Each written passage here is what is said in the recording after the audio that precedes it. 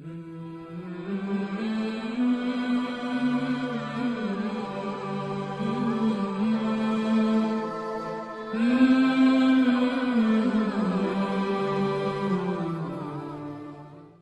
بالله من الشيطان الرجيم بسم الله الرحمن الرحیم قل أنبئكم آپ کہہ دیجئے کیا میں تم کو بتاؤں بخیر من ذالکم اس سے بہتر للذین اتقوا عند ربہم پرہیزگاروں کے لیے ان کے رب کے ہاں جنات باغات ہیں تجری من تحتها الانہار جن کے نیچے نہریں چلتی ہیں خالدین فیہا ہمیشہ رہیں گے اس میں وازواج مطہرۃ اور بیویاں ہیں پاکیزہ ورضوان من اللہ اور رضامندی ہے اللہ کی طرف سے واللہ بصیر بالعباد اور اللہ کی نگاہ میں ہے سب بندے۔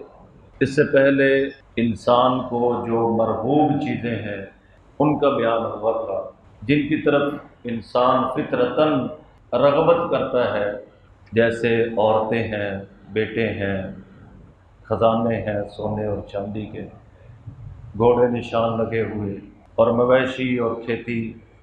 فرمایا کہ یہ سارا جو سارا ہے یہ دنیا کی زندگی کا سامان ہے اور بہترین ٹھکانہ اللہ تعالیٰ کے پاس ہے۔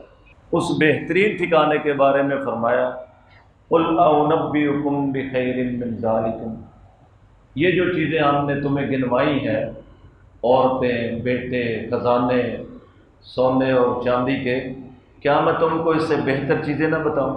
وہ کیا ہے؟ فرمایا کہ للذین اتقوا عند ربہم جنات، پرہیزگاروں کے لیے، اللہ تعالیٰ سے ڈرنے والوں کے لیے ان کے رب کے پاس باغات ہیں۔ ایک باغ نہیں ہے بلکہ باغات ہیں، اور باغوں میں موسم پہ پھل آتے ہیں۔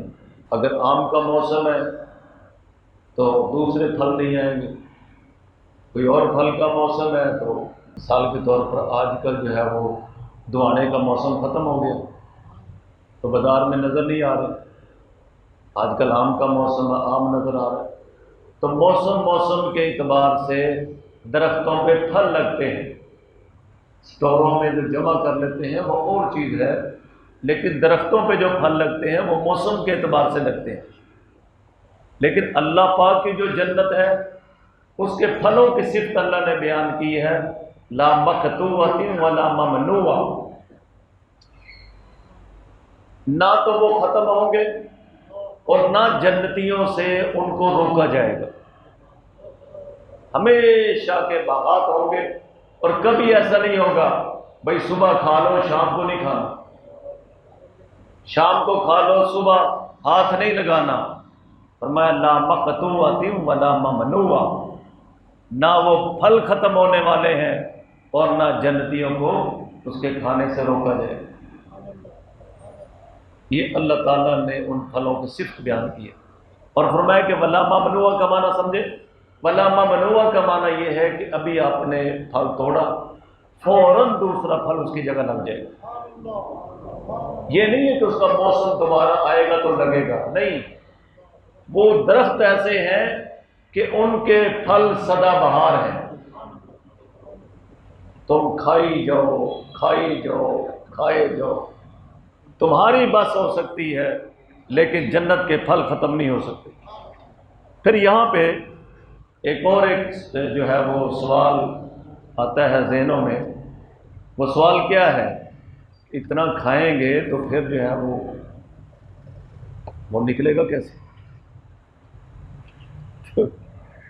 یاد رکھیں بھائی، اس کے بھی اللہ تعالیٰ نے بتا دیا ہے لا یبولون ولا یتغوطون ولا یتخمتون، فرمایا کہ نہ تو وہ پیشاب کریں گے، نہ پخانہ کریں گے، اور نہ ان کی ناک سے بلغم نکلے گی، نہ گلے سے نکلے گی۔ آپ صلی اللہ علیہ وسلم نے اس سے پوچھا گیا کہ یا رسول اللہ صلی اللہ علیہ وسلم جنتی کتنا کچھ کھائے پئیں گے؟ فرمایا کہ ایک جنتی 100 آدمیوں کے برابر کھائے گا۔ ایک جنتی 100 آدمیوں کے برابر کھائے گا۔ تو جب اتنا کھائے گا تو پھر سوال آتا ہے کہ وہ کیا بنے گا، اس کا لیٹرین جائے گا کہ نہیں جائے گا؟ فرمایا کہ اس کو خوشبودار پسینہ آئے گا کستوری کی طرح، اور سارا کھایا پیا ہضم ہو جائے گا۔ اور جنتیوں کو جو ڈکار آئے گا اس کی خوشبو بھی کستوری کی طرح ہوگی، اور آنن فانن سارا کھانا ہضم ہو جائے گا۔ سمجھے؟ اور یہ بھی یاد رہے کہ ایک دوسرے کے بارے میں جنتیوں کے ذہن شیشے کی طرح صاف ہوگا، حسد نہیں ہوگا، بغض نہیں ہوگا، عداوت نہیں ہوگی، کوئی کسی قسم سے کی رنجش اور دوسرے سے غصہ نہیں ہوگا، سب محبتیں ہی محبتیں ہوں، مزے ہی مزے ہوں۔ بس تھوڑا سا یہاں پہ جو ہے نا اللہ کی مان لو، پھر ہمارے حضرت جی فرماتے تھے کہ انسان جنت میں خدا نہیں بنے گا، باقی اللہ اسے سارے اختیارات دے دے گا۔ وہ جو سوچے گا کہنے سے پہلے وہ چیز اسے حاصل ہو جائے گی۔ یہ اللہ کی صفت ہے نا، اللہ جب اذا اراد شیئا یقول له کن فیکون، اور اللہ تعالیٰ کو کن کہنے کی بھی ضرورت نہیں ہے ہمیں سمجھانے کے لیے۔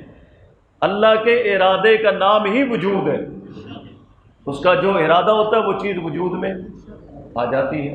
اللہ پاک کا ارادہ ہوا اتنا بڑا آسمان بن گیا، اب اندازہ کریں اتنا یہ مادہ کہاں تھا۔ اللہ کا ارادہ ہوا سمندر بن جائے، اتنے پانی کے ذخیرے کہاں تھے۔ اللہ کا ارادہ ہوا اتنی بڑی زمین بن جائے، سورج بن جائے، سیارے بن جائے، ستارے بن جائے، کہکشائیں بن جائے، سب بن جائے۔ تو اہل جنت کو اللہ تعالیٰ یہ طاقت وہاں عطا فرمائیں گے، جو ارادہ کرے گا بولنے سے پہلے وہ چیز اسے حاصل ہوگی۔ اللہ کریم ہم سب کو نصیب فرمائے۔ اور فرمایا کہ وَأَزْوَاجٌ مُطَهَّرَةٌ، اور اس میں بیویاں ہوں گی پاکیزہ، صاف ستھری، جسمانی اعتبار سے بھی روحانی اعتبار سے بھی۔ ایسا نہیں ہوگا کہ خامد یہ ہے اور اس کا دل کہیں اور جاتا ہے، بیوی اس کی ہے تو اس کا دل بھی اسی کے ساتھ دھڑکتا ہے، محبت بھی اسی کے ساتھ۔ نہ روحانی کو قباحت شرارت ہوگی نہ جسمانی۔ اب جسمانی طور پر جو عورتیں ہیں وہ بیچاریاں جو ہے وہ مہینے میں جو ہے وہ کئی دن ناپاک رہتی، تو فرمایا کہ مطہر، وہاں پہ عورتیں کیا ہوں گی؟ پاک اور صاف ہوں، کوئی غلاظت کوئی گندگی جسمانی روحانی ان کے اندر نہیں ہوگی۔ یہاں ایک بات یاد رکھیں کہ اللہ تعالیٰ جو جنتیوں کو حوریں عطا فرمائیں گے نا، ان کو اللہ تعالیٰ نے بڑی پاکیزہ مٹی سے بنایا ہوگا، مشک سے، عنبر سے، وہ بڑی ہی خوشبو سے ہیں۔ لیکن جو دنیا کی بیوی ہوگی اس کا حسن، اس کی خوبصورتی ان حوروں سے زیادہ ہوگی۔ اب حوریں ان سے سوال کریں گی کہ اللہ پاک نے ہمیں مشک اور عنبر سے بنایا، لیکن تم ہم سے کیوں خوبصورت ہو؟ یہ حدیث گھر جا کے سنایا کرو بابا جی، گھر بھی رہنا ہوتا ہے۔ تو وہ پوچھیں گی کہ تمہارا حسن اور خوبصورتی ہم سے زیادہ کیوں ہے؟ تو وہ کہیں گی کہ ہم دنیا میں نمازیں پڑھتے تھی اور روزے رکھتے تھی، اس وجہ سے ہمارا حسن، ہماری خوبصورتی جنت کی حوروں سے بھی زیادہ ہے۔ انشاءاللہ یہ گھر جا کے حدیث سنائیں تو گھر والیاں ٹینشن فری ہو جائیں گے۔ مرد تو حسن کی طرف ہی جاتا ہے نا، تو خوبصورتی کو دیکھ۔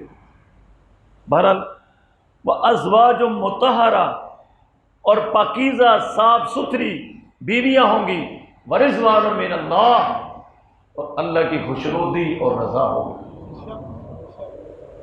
جب اہل جہنم کو، جو مسلمان ہوں گے نا گناہ گار، ان کو جہنم سے نکال کے اللہ تعالیٰ جنت میں ڈالیں گے، پھر جو ہے وہ ان کو طرح طرح کی نعمتیں اور ہر قسم کی چیزیں میسر آئیں گی۔ اللہ تعالیٰ فرمائیں گے کیا میں تمہیں کچھ اور نہ عطا کروں، کچھ اور نہ دوں؟ وہ کہیں گے یا اللہ اب کیا رہ گیا ہے، سارا کچھ تو آپ نے ہمیں دے دیا۔ اللہ رب العزت فرمائیں گے احل علیکم رضوانی فلا اسخط علیکم بعدہ ابدا، میں آج کے دن تم پہ راضی ہو گیا، اب میں کبھی تم سے ناراض نہیں ہوں۔ یہ ایسی نعمت ہے جو اہل جنت کو بھی جنت میں جانے کے بعد ملے گی۔ احل علیکم رضوانی فلا اسخط علیکم بعدہ ابدا، اللہ تعالیٰ فرمائیں گے میں تم سے راضی ہو گیا، اب میں کبھی تم سے ناراض نہیں ہوں۔ اللہ تعالیٰ ہمیں جو ہے بغیر جہنم میں جانے کے ہی یہ نعمت نصیب فرمائے۔ ہم بڑے کمزور ہیں، اللہ ہمیں معاف فرمائے۔ واللہ بصیر بالعباد، اور اللہ کی نگاہ ہے بندوں پر، کہ کوئی بھی بندہ جو ہے اللہ تعالیٰ کی نگاہ سے چھپا ہوا نہیں ہے۔ بندے کے اعمال بھی اللہ کے سامنے ہے اور بندہ بذات خود بھی اللہ کے سامنے ہے۔ اللہم صلی علی محمد عبدک ورسولک، صلی علی المؤمنین والمؤمنات والمسلمین والمسلمات۔